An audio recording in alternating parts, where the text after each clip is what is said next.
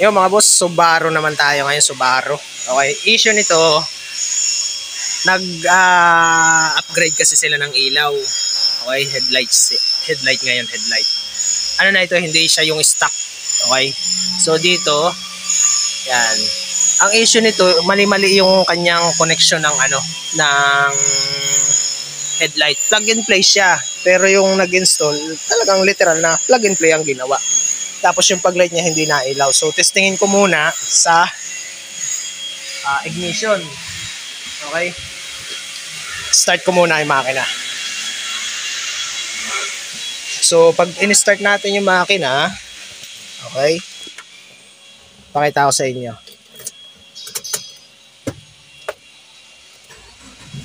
Yan, okay? So check natin lahat. So meron siya nakailaw doon na washer. So yung handbrake, yung door light, so okay naman siya. Refill with washer fluid. Okay, yung pala yun. Dadagdagan ko na lang ng tubig. Yung nakailaw na yun doon sa dashboard, refill washer fluid. Okay, so yung tubig. Ngayon, check natin sa unahan. So in-start ko na makina niyan. Tignan natin. So ito kasing na ito, itong model na ito yung may DRL. Yung pag binuhay mo yung headlight, meron siyang DRL. Okay, so dapat ito yun. Okay, so hindi siya na ilaw. Ngayon, ang style nitong isa, umiilaw agad yung low beam pag nag-start ng makina. So dapat hindi yan kasi naka-off tayo sa headlight switch. Okay, so ngayon, buhayin ko naman yung headlight, okay? Ito naman yan. Buhayin ko yung headlight. Okay, so yung pag-light, nabuhay din siya. Ayan. So, park light, headlight. Check natin ha. So, pagbuhay ko pa lang, ang nabuhay na niya ay high beam. So, itong isa low beam. Itong isa, yung low beam, buhay na yan pagkabuhay pa lang ng makina. DRL dapat yun. So, nagbuhay ako ng headlight. Bright agad ang nabuhay niya. Okay? So, itong low beam, wala yan. Yung kaliwa. So, check naman natin ang high beam dito sa switch. Dito naman sa switch, pag nag-high beam tayo, ayan, gumagana siya. Pero doon sa labas, wala siyang reaction. Hindi siya sumusunod. So, ibig sabihin, mali-mali yung wiring coding ng headlight. So, ngayon, yun yung aayusin ko. Kakalasin ko na muna yung, niya, yung bumper. Okay, check ko na rin yung kanyang pag-light. Okay.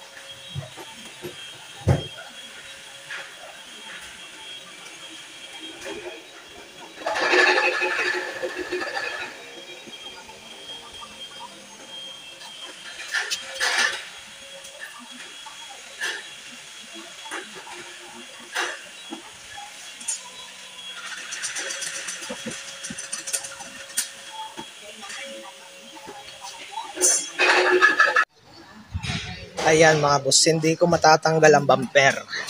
Okay. Ang ginawa ng pintor, nilagyan ng masilya. Pansinin mo mga boss ayan, umaangat siya. Oras na hilahin mo, ayan, may tornilyo siya dito sa ilalim. Nakatornilyo yan. Tapos dito sa kabila, ganun din. Ayan, sinubukan ko siyang tanggalin. Sumasama din itong part na to. So may mga tornilyo siya sa ilalim. Tapos, saka minasilya pa ganun. Okay? Ngayon, ito ang pinakamalala. Ay, hindi ko siya makakalas ang bumper. Ngayon, ang gagawin ko, dudukutin ko na lang siya dito mga boss. Yan, dito sa part na to. Yan. May papaliwanag ko pa rin naman kung paano ko gagawin yan. Kaya lang ay di pahirapan. Dukutang-dukutan. Ito kasi ang sakit niya. Eh. Medyo malalim. Yan. Itatama ko lang yung mga pin niyan. Okay? Ito. Okay? So, ayun. Dahil hindi ko siya makakalas, yeah. Ay, nako. Okay. Let's go. Okay, ganito ang ginawa ko mga boss. Tinanggal ko muna yung mga cover. Okay, so hahanapin ko muna dyan yung DRL. Okay, yung para sa park light, sa DRL, sa headlights. Yan, hanapin ko muna yung mga boss. Ang diskarte dyan, kalasin nyo muna yung, yung cover niyan. May cover kasi yan katulad dito. Yan, may cover yan na ganyan. Himayin nyo muna yun. Tapos ito, katulad dito mga boss, ito kasi sa turning light ito. Yan. Sa turning light ito. Malaki. Nagsusum kasi yung cellphone ko ito. Kakaiba. Yan. So itong positive niya. Yan. Ito kasi yung positive. Pinagtataka ko, bakit siya nakatap sa negative. Ayan. Tinanggal ko na yung tape niyan eh. Ayan. Pinagtataka ko, ba't nakatap sa negative? Ay, positive yan ng turning light. Tapos itong black, nakadugtong naman siya. So, dapat ito yun. Yellow sa yellow. Yan. Ngayon, itatama ko na yung wiring yan. Ayusin ko na yan. Tapos, hahanapin ko na isa-isa dito kung alin dito yung turning light, high beam, low beam. Yung low beam na andito, matik yan. Ito kasi yung high beam niya, nakahiwalay. Okay? Dito kasi, sama-sama na sila eh. Ayan, yung low beam, tapos yung high beam. Wala na siyang socket na pang alam ko na yung 05 ito eh. Yan. So dito hahanapin ko na yun. Tapos magtatap na lang ako dito ng para sa high beam. Siguro kakapin ko na lang dito yun. Or magtatap ako. Ayan. Okay? So ayun. Ito ang low beam yan malamang. Itong malaking wire na to. Ayan. Okay? So ayun. I-ano ko na muna to. Itatama ko na muna lahat. Papaliwanag ko na lang sa inyo kung paano yan. Okay?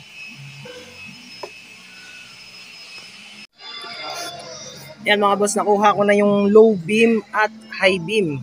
Okay? So, ang low beam niya, ito, pinagbaligtad ko lang siya. Ayan. Kung nakita nyo, binuhay ko muna yung niyan, yung low beam. So, nakuha ko siya ito. Negative, positive. So, ito yon yung black, blue. Okay?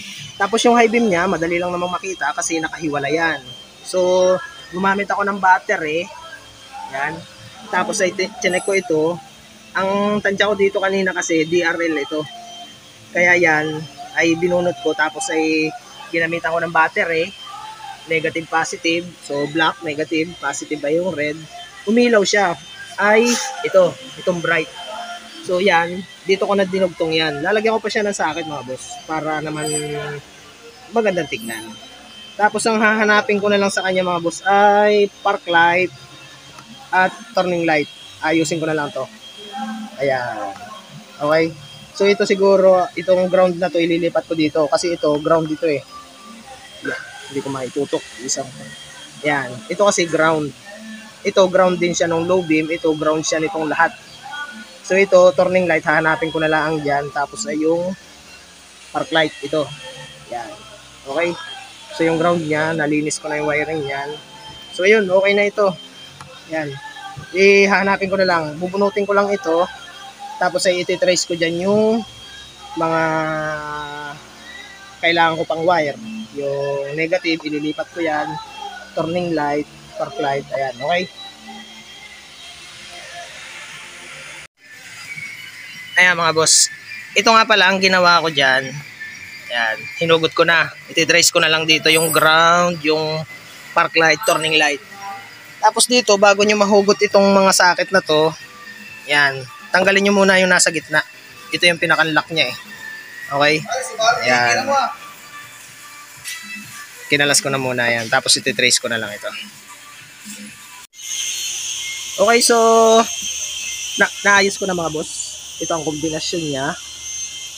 So dito sa katabihan niya ay blue, black, red, yellow. Nasa ilalim niya, ground. So dito, sa original socket niya, ito yung dim, yung red at black. Dito naman sa headlight, blue and black. Tapos dito sa ilalim ng red, itong black, ground yan. Ginamit ko na dito. Ayan. Tapos itong red, ito yung park light. Kabila niya ay black, stripe na blue, na maliit na wire. Tapos yung turning light niya, kulay gray. Tama, kulay gray.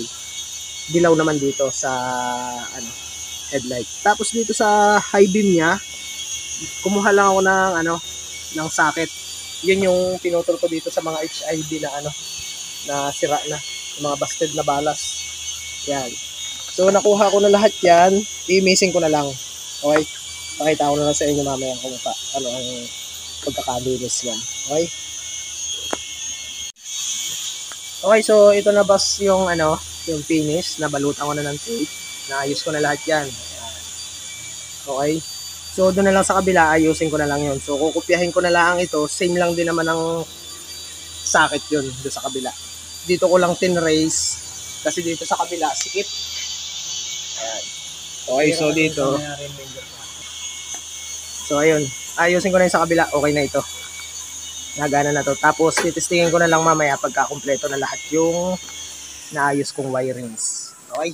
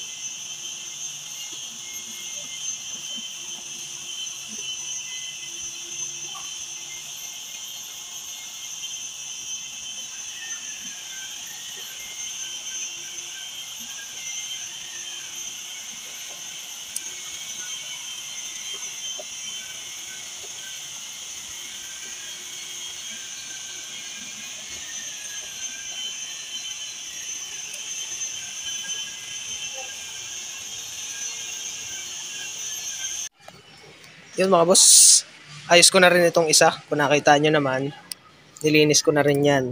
Tapos yung ano niya, yung kombinasyon ng wirings niya, same lang din doon sa kabila, doon sa kanan, doon sa inuna kong gawain. So, inuna ko muna yung nasa kanan para maluwag kasi dito eh. Tapos nung nakuha ko na yung kombinasyon ng coding ng wire niya, kinopya ko na lang din dito. Yan. Tapos nilinis ko na rin yung wirings niya. Yan, kung makikita nyo. Tapos dito mga boss, pundido na yung bulb niya nung low beam. Pinaltan ko na yan. H7 yung low beam niyan eh. At yung high beam niya ay H1. Yan, ayan yung kamada ng wiring ko. So yan, tatabi ko na lang yan dyan. Yan. Tapos syempre ito, itatabi ko na lang din yan dito. Yan. Tapos testing naman. Okay, testingin ko naman. So park light muna tayo. Yan. Okay. Park light muna. So ayan, gumagana na yung park light. Sa park light ko na siya isinama mga boss. Yan. Wala yan kanina. Pag binuhay mo yung headlight, wala yan. Okay? So ano naman? Headlight naman. Headlight. Low beam. Ayan. Yan na yung low beam. Kompleto na siya. May ilaw na. Okay? High beam naman tayo. Okay. Yan ang high beam. Hazard ko naman. Hazard. Buhayin ko na rin yung paglight mga boss. Buhayin ko yung hazard. Okay. Tapos yung paglight. Ayan. Check natin. Check. O yun. Okay na. Kompleto na. Paglight. Low beam, high beam. Hazard light. Okay. Ayan. So papatayin ko na lahat. Tapos ay pakita ko sa inyo yung bawat buhay niya. Yan.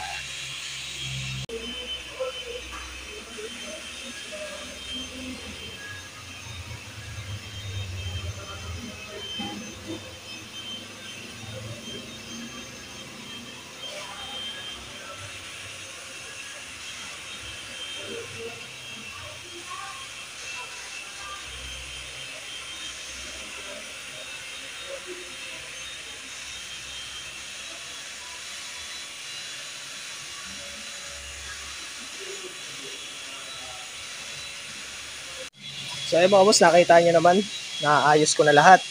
Nalinis ko na rin ito. Ayan, pati dito nalinis ko na rin. So ayun, Subaru. Inayos ko yung headlight niya. Okay? So ganun lang mga boss, mag-ayos. Basta may tester kayo, may test light. Ayan. Kayang-kaya yan. Kayang i-trace yan. Ito lang ang aking ano. Dito lang ako nakasandal. So ayun. Pag wala tayo nito, ay tapos tayo dyan. Okay? So ayun. Tapos na to. Okay na. Subaru. Check ng headlight. Inayos ko lang yung wiring. Okay? Thank you, thank you.